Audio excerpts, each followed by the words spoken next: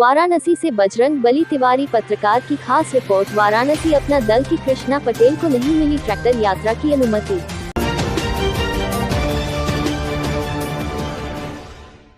आज अपना पटेल की नेता कृष्णा पटेल अपने कार्यकर्ताओं के संग सारनाथ महाबोधि इंटर कॉलेज से ट्रैक्टर यात्रा निकालने वाली थी, लेकिन प्रशासन द्वारा उन्हें मौके से ही रोक लिया गया, जिस पर उन्होंने पत्रकारों से बातचीत के दौरान काट लिया। प्रशासन का सरकार द्वारा तानाशाही रवैया है, खिलाफ वो न्यायालय का दरवाजा खटखटाएंगी।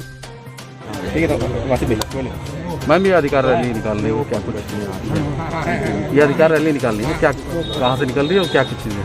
देखिए, अधिकार रैली जिसका कार्यक्रम आप सभी को सूचित किया गया, सूचना दी गई, उसका सिर्फ और सिर्फ उद्देश्य इतना था कि इस देश में हर व्यक्ति के अधिकार सुनिश्चित होने चाहिए, और क्योंकि इस देश का सबसे बड़ा समाज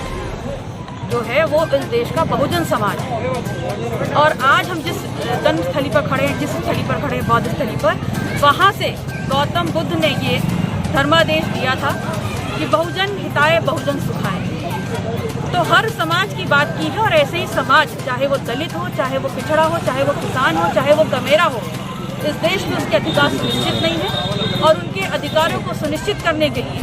उनको इस व्यवस्था के सबसे नीचे पायदान पे खड़े होने के बाद आज जो लड़ाई हम लड़ रहे हैं, हमारी लड़ाई है कि हम उनको निचले पायदान से उठा करके बराबरी के पायदान पे खड़ा करना चाहते हैं। और इसी उद्देश्य के तहत अधिकार यात्रा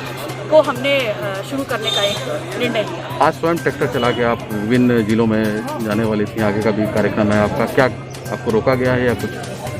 देखिए, ये अधिकार यात्रा की जब से प्लानिंग हुई थी, उसके बाद लिखित रूप से हमने हर अमले को, प्रशासनिक अमले को हमने कम से कम 4 से 5 दिन पहले ये सूचना दी थी, और उनके पास 4 दिन का कार्य दिवस का ये वक्त था कि वो हमको लिखित तरीके से बताते कि वो इसकी परमिशन दे रहे हैं कि नहीं दे रहे हैं। लेकिन जो प्रशासन आज राज्य सरकार, केंद्र सरकार के दबाव में आकर अपनी मशीनरी का दुरुपयोग करते हुए हमारे कार्यकर्ताओं को टॉर्चर कर रहा है, हमारे राष्ट्रीय अध्यक्ष जी के घर पे रात को 11:30 बजे दबिश कर रहे हैं, उनको नजरबंद कर रखा है, तो कहीं ना कहीं अब लोकतांत्रिक व्यवस्था इस देश में रही नहीं गई है। कोई भी व्यक्ति सेफ नहीं है, और अगर हम सूचना देने के बाद भी किसी कार्यक्रम को शुरुआत करना चाहते हैं तो कहीं ना कहीं एक संगठन को, उनकी विचारधारा को रोकने के लिए इस प्रकार का कार्यक्रम चलाया जा रहा है।